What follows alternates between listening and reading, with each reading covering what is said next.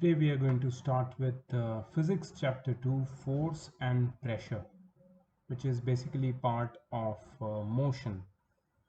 So you will have more insights and idea about these particular topics. They are in the branch of physics.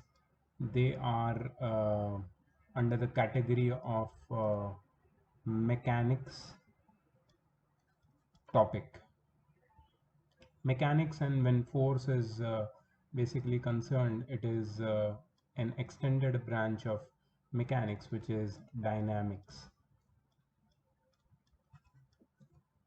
Okay, so we are going to focus on force and pressure.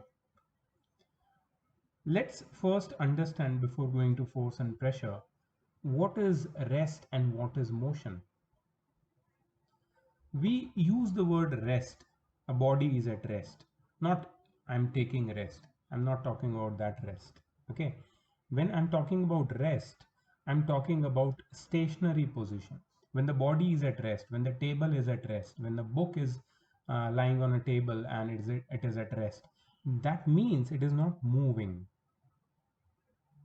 So what is basically rest? So the definition of rest is when the position of any body with respect to its surroundings does not change with time, the body is said to be at rest.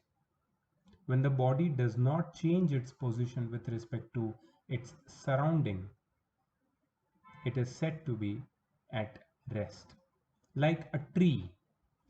Suppose you consider a tree, right? Tree on the side of a road. Does this tree change its position with respect to its surrounding? No. So there are many things which change their position with respect to their surrounding.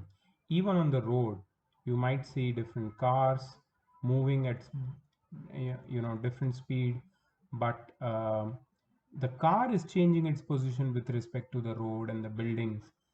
But what about the tree? Does it change its position with respect to its immediate surroundings? Suppose there is a building.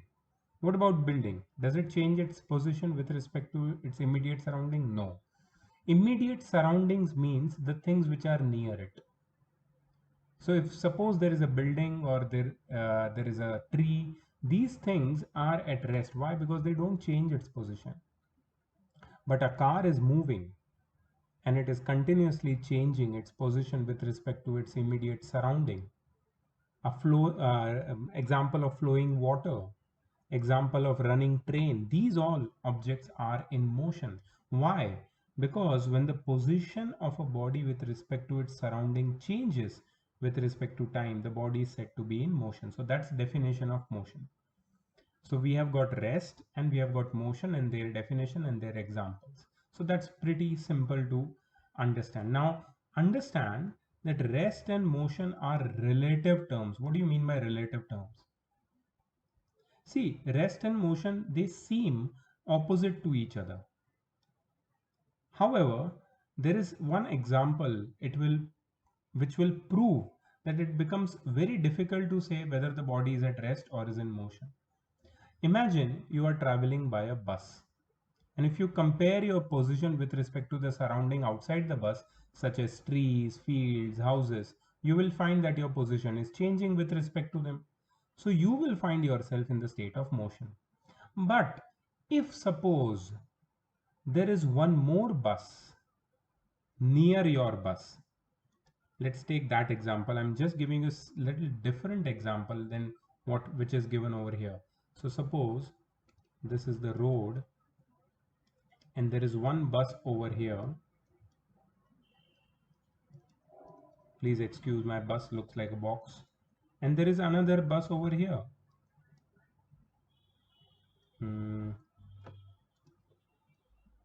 Very far, yeah.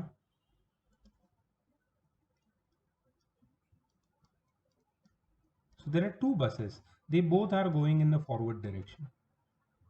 Okay. Both the buses are going in the forward direction with the same speed. If you look at a passenger which is sitting in this bus, okay, from this bus, suppose you're sitting over here, you're looking at somebody over here who is sitting over here. Okay. So what do you think?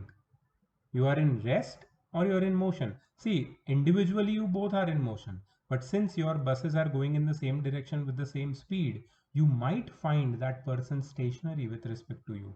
That means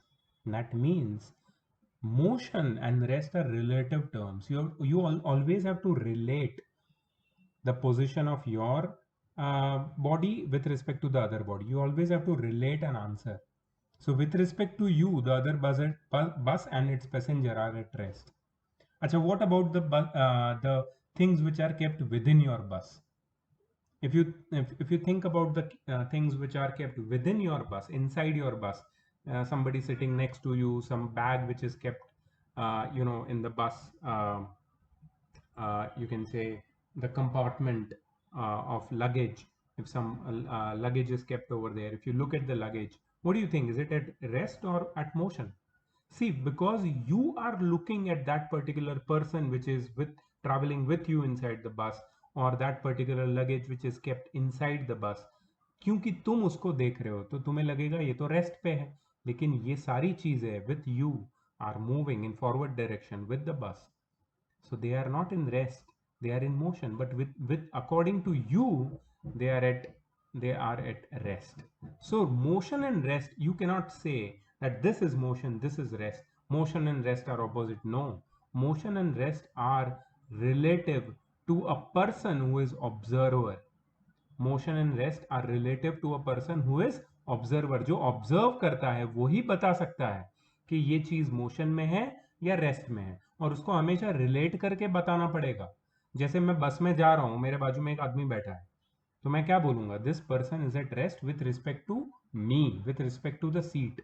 but we all are in motion. Me, this person, this bag, all the people in the bus, we all are in motion with respect to the road, with respect to the tree besides the road. समझ में आया? तो motion को हमेशा relate करके समझना सीखो. Motion and rest ये दोनों रिलेटिव क्वांटिटीज है. इनको दूसरे ऑब्जेक्ट्स जो सराउंडिंग्स में है उनके साथ रिलेट करके समझना जरूरी है. ये मैंने काफी अच्छा एक्सप्लेनेशन दिया है. I hope you understood. चलो अब आगे बढ़ते हैं टाइप्स ऑफ मोशन पे. So the first type of motion which I want to explain in this lecture is translatory motion. क्या होता है translatory motion? So translatory motion is the motion in which all the particles of the body move through the same distance in the same time, basically in a straight line. जब सारे body के सारे particles, constituent particles एक ही direction में, एक ही speed से, एक ही time में, एक ही डिस्टेंस कवर करेंगे, मतलब स्ट्रेट लाइन में मूव करेंगे, तो उसको ट्रांसलेटरी मोशन बोलते हैं. ट्रांसलेटरी मोशन के एग्जांपल्स देखो, बहुत इजी है. जो भी स्ट्रेट लाइन में मोशन हो रहा है वो ट्रांसलेटरी मोशन है. अ कार और train moving along the road, a ball rolling on the ground, a girl sliding down the slope, pulling out a drawer of a table, firing of a bullet from a gun, a stone hurled from a catapult. These are all the examples of the motion of translation or translatory motion. ये जो translatory motion है, अच्छा मैंने तुम्हें एक चीज बहुत ही generalise करके बता दिया कि ट्रांसलेटरी मोशन एक स्ट्रेट लाइन में होता है. नहीं, थोड़ा सा मैं इसको चेंज करूंगा. ट्रांसलेटरी मोशन जिगजैग भी हो सकता है. ट्रांसलेटरी मोशन कर्व या सर्कुलर भी हो सकता है. ठीक है, इसका मतलब है कि बॉडी के सारे particle same distance same time में कवर कर रहे हैं, इसको ट्रांसलेटरी मोशन बोलते हैं. अच्छा, ट्रांसलेटरी मोशन दो टाइप का होता है. एक rectilinear motion, and this is what I was talking about earlier. जब बॉडी एक स्ट्रेट लाइन के अलोंग मूव करता है, the motion describe by the body is rectilinear motion. Translatory से थोड़ा सा और ज्यादा डिटेल में, ट्रांसलेटरी में स्ट्रेट लाइन नहीं था, बट रेक्टिलीनियर में the body moves along a straight line.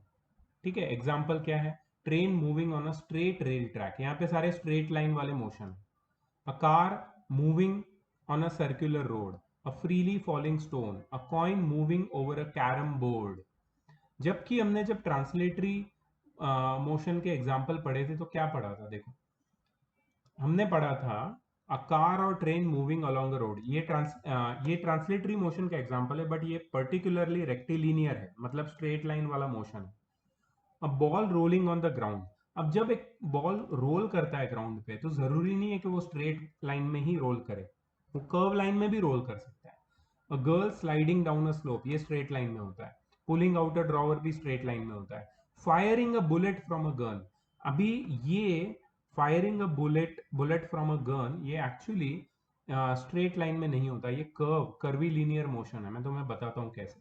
Suppose एक गन है, बहुत ही गंदा डायग्राम बनाने वाला हूँ, प्लीज एक्सक्यूज मी। गन कैसे बनाते हैं यार?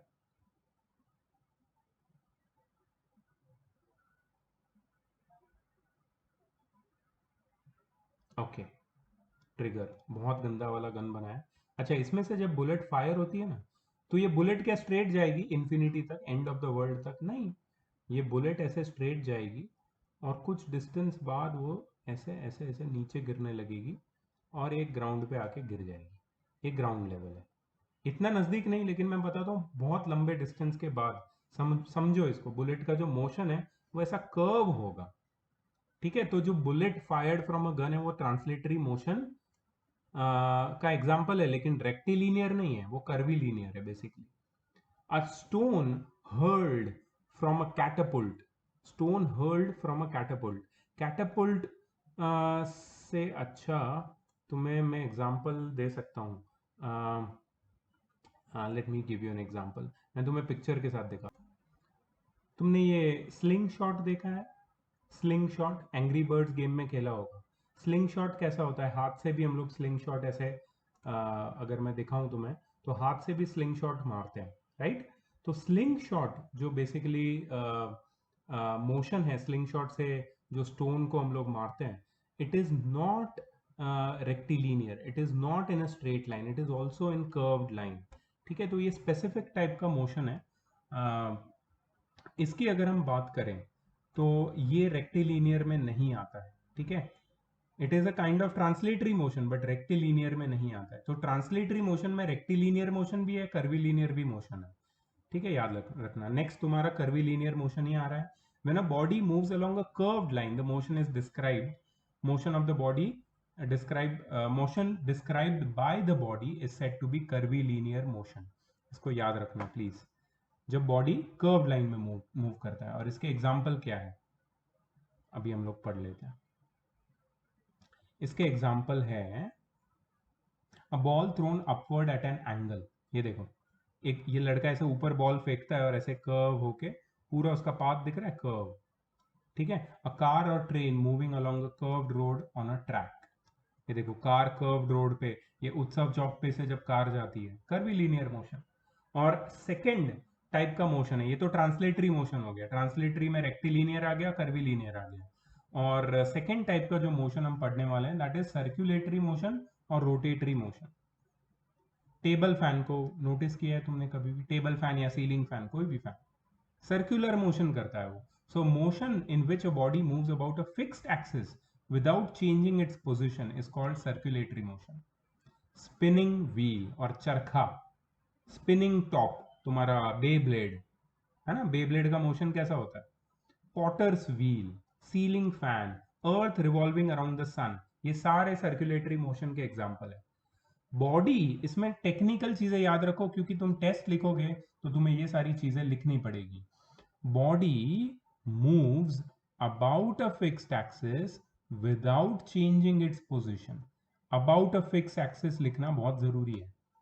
कोई भी आ, अगर तुम सर्कुलेटरी मोशन देखो तो सर्कुलेटरी मोशन में एक एक्सिस होती है, ये चरखा है।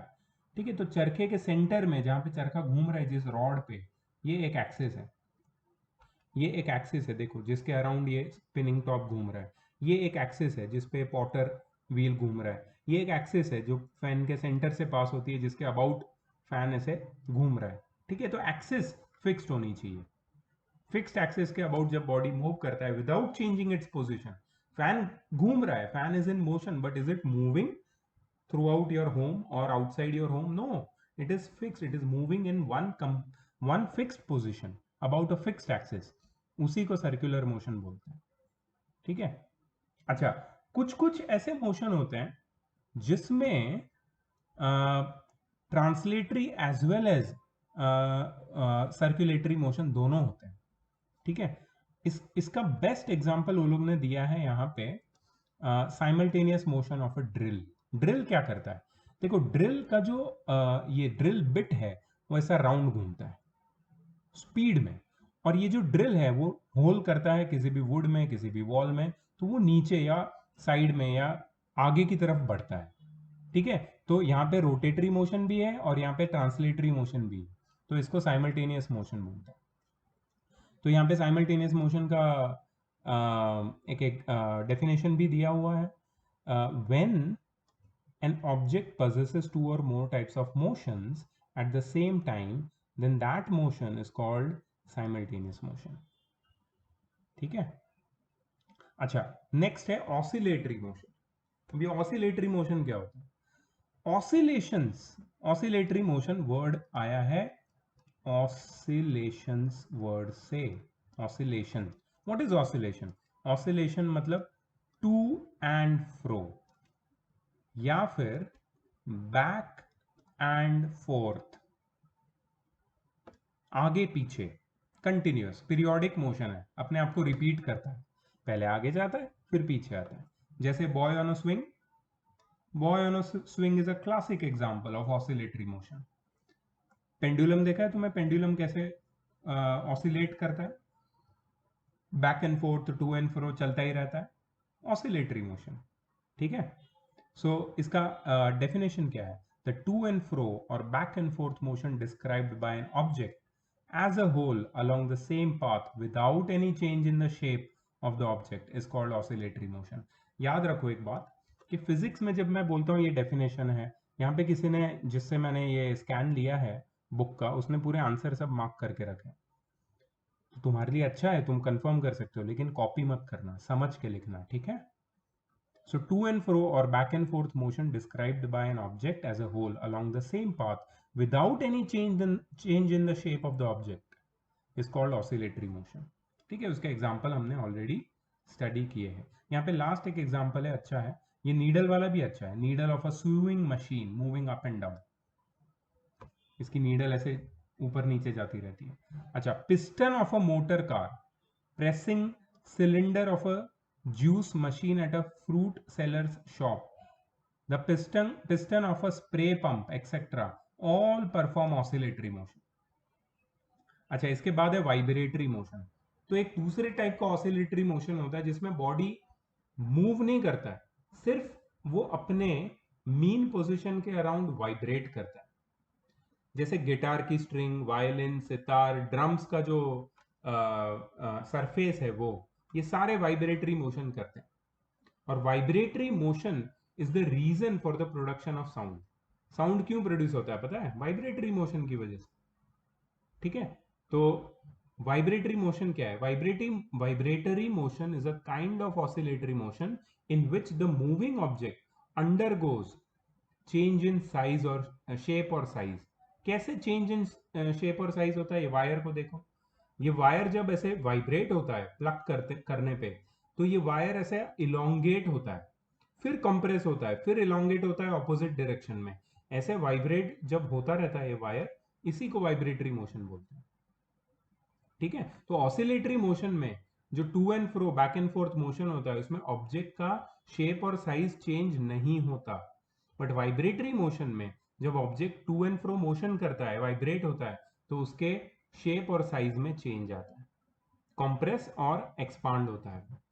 ठीक है, इसके बाद है पीरियोडिक मोशन। अब ये जैसे वर्ड बताता है, इसका नाम बताता है, पीरियोडिक।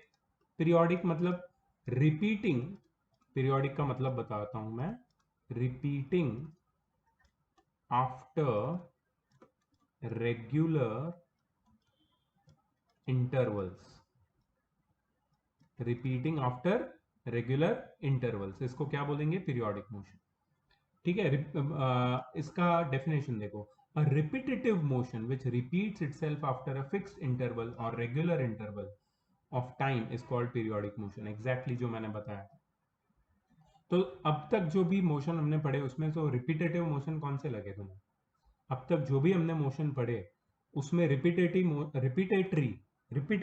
मोशन या पीरियोडिक मोशन है rotatory motion.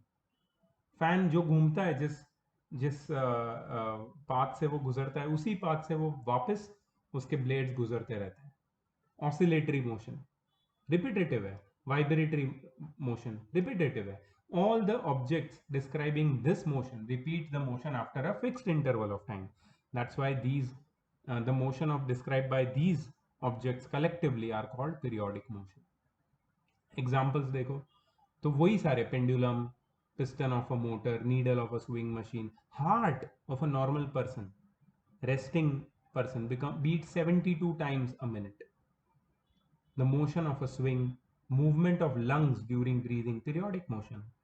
Non periodic motion, एक बहुत सारी ऐसी सिचुएशन आती है जिसमें रिपीट करता है बॉडी अपना motion, but regular interval of time पे नहीं, not at fixed interval of time. ठीक है, so a repetitive motion which repeats itself but not at fixed interval of time is called non periodic motion. इसका example देखो, a football player running in the field up and down is performing non-periodic motion, as sometimes he runs fast and sometimes slow. ऐसा कुछ fix नहीं है कि वो एक ही speed पे फील्ड के एक एंड से दूसरे एंड तक भागता रहेगा, ऐसा कुछ भी फिक्स नहीं है. अच्छा, when the brakes are applied to a moving vehicle, the motion described by the wheels is non-periodic.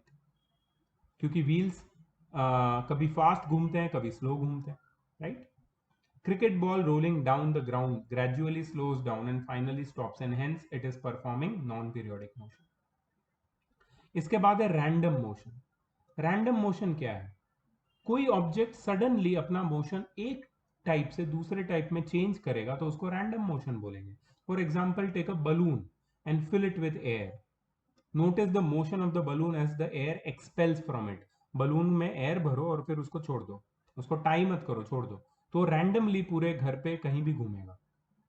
ठीक है, तो ये रैंडम मोशन है. Flying mosquito, flying kite, motion of football और hockey player on the ground, ये सब random motion में आता है. All these objects have no specific path, इनका कोई स्पेसिफिक पाथ नहीं होता, and they change their motion suddenly, so their motions are said to have a random motion. इसके बाद है uniform motion, eighth type of motion. देखो इसका example देखो, एक बॉडी है जो पॉइंट ए पे है. अब हमने टाइमर स्टार्ट किया, बॉडी आगे चलने लगा, एक सेकेंड बाद वो पहुंचा पॉइंट बी पे which is 2 centimetre away.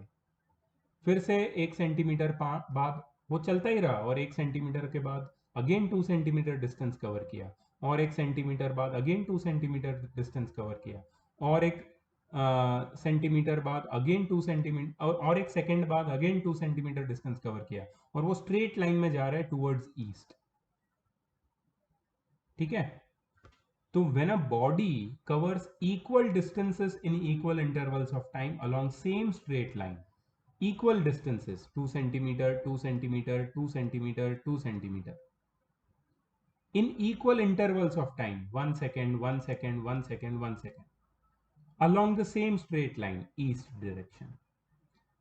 Equal distances in equal intervals of time along the same straight line, then the body is said to be describing uniform motion. तब ये बॉडी के पास कौन सा मोशन होता है?